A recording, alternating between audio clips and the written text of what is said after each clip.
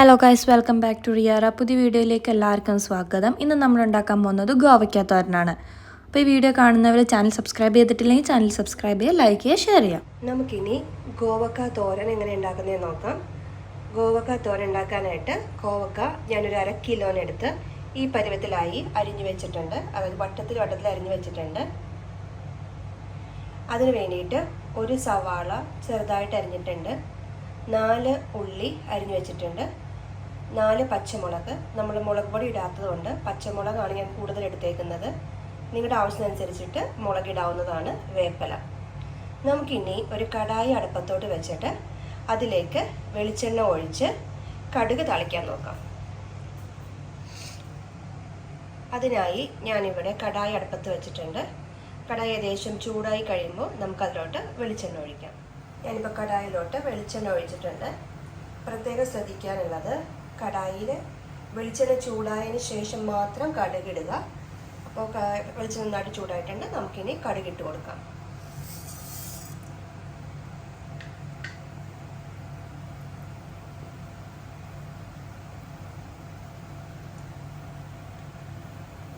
കടുക് ഏകദേശം പൊട്ടി തുടങ്ങുന്നുണ്ട്.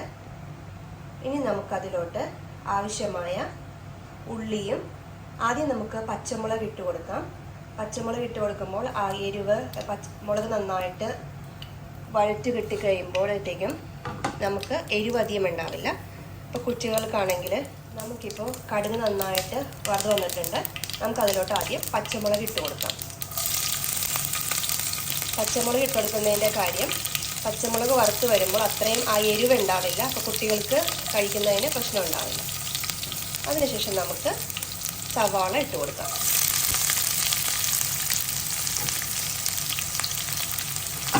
പിന്നെ നമ്മൾ എടുത്ത് വെച്ചിരിക്കുന്ന ഉള്ളി, വേപ്പില എല്ലാം അതിലേക്ക് ഇട്ട് കൊടുക്കാം. എന്നിട്ട് നമുക്ക് നന്നായിട്ടൊന്ന് ഇളക്കി കൊടുക്കാം.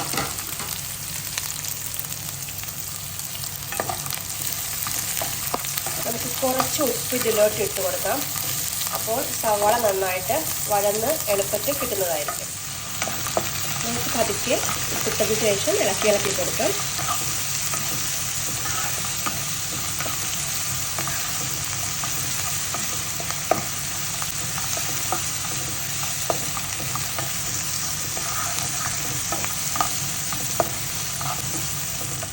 കോവക്കയ്ക്ക് ആവശ്യമായ മസാല ചേരുവകൾ എന്നുള്ളത്, ഞാനിവിടെ മഞ്ഞൾപ്പൊടി 1/4 ടീസ്പൂണും 1 ടീസ്പൂൺ മുളക് പൊടിയും എടുത്ത് വെച്ചിട്ടുണ്ട്.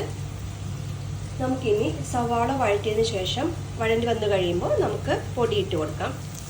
നമുക്കിപ്പോൾ സവാള ഏകദേശം നന്നായിട്ട് വഴറ്റി വരുന്നുണ്ട്. നന്നായിട്ട് നമുക്ക് ഇളക്കി കൊടുത്തുകൊണ്ടേയിരിക്കാം. ഏകദേശം ഒരു ബ്രൗൺ കളർ ആകുമ്പോഴത്തേക്കും നമുക്ക് മഞ്ഞൾപ്പൊടിയും മുളക് പൊടിയും ഇട്ട് ഇളക്കി കൊടുക്കാം. ഇപ്പോൾ ഏകദേശം സവാള നല്ല രീതിയിൽ വഴറ്റി വന്നിട്ടുണ്ട്. നമുക്കിനി അതിലോട്ട് പൊടി ഇട്ട് കൊടുക്കാം.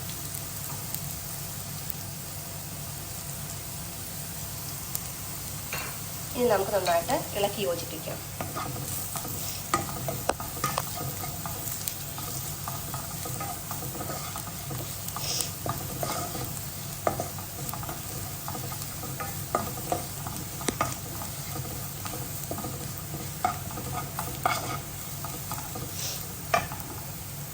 പൊടി ഇടുമ്പോൾ ശ്രദ്ധിക്കേണ്ടത്, തീ എപ്പോഴും ചെറിയ ഫ്ലെയിമിൽ വെക്കുക. ഇപ്പോൾ ഏകദേശം പൊടി നന്നായിട്ട് മൂത്ത് വന്നിട്ടുണ്ട്. നമുക്കിനി നമ്മൾ അരിഞ്ഞു വെച്ചിരിക്കുന്ന കോവക്ക അതിലേക്ക് ഇട്ട് കൊടുക്കാം. കോവക്ക നമ്മൾ അതിലേക്ക് ഇട്ടിട്ടുണ്ട്. അതിലേക്ക് ആവശ്യമായ ഉപ്പും ഇട്ട് കൊടുക്കാം. എന്നിട്ട് നമുക്ക് ഇളക്കി യോജിപ്പിക്കാം.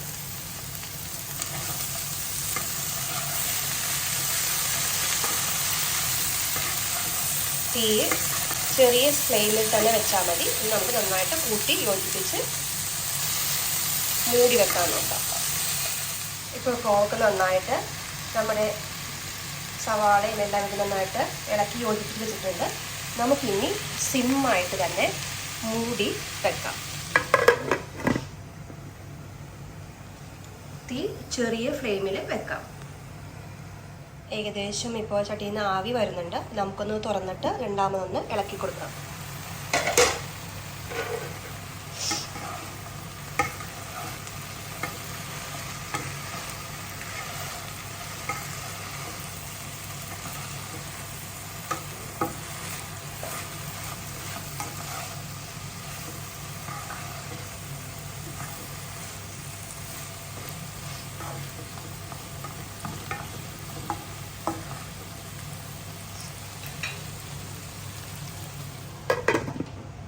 നമുക്കിനി തുറന്ന് നോക്കാം. നന്നായിട്ട് കോവക്ക വെന്തിട്ടുണ്ട്. നമുക്കൊന്ന് ഇളക്കി യോജിപ്പിച്ചതിന് ശേഷം കുറച്ച് തേങ്ങ അതിൻ്റെ മുകളിൽ ഇട്ട് കൊടുത്തിട്ട് നമുക്ക് പതുക്കി ഒന്ന് ഇളക്കി മൂടി കറി മാറ്റി വെക്കാം. എന്നിട്ട് നമുക്ക് സെർവ് ചെയ്യാം. ഇവിടെ കുറച്ച് തേങ്ങ ചിരകി വെച്ചിട്ടുണ്ട്. ഒരു ഭാഗം തേങ്ങയാണ് എടുത്തേക്കുന്നത്. അത് നമുക്ക് ഇതിന് മേളിലേക്ക് ഇങ്ങനെ ഇട്ട് കൊടുക്കാം.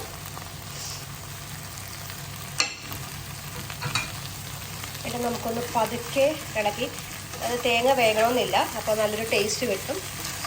നമുക്കത് മൂടി വെച്ചിട്ട് നമുക്കിനി ഇത് സെർവ് ചെയ്യാം.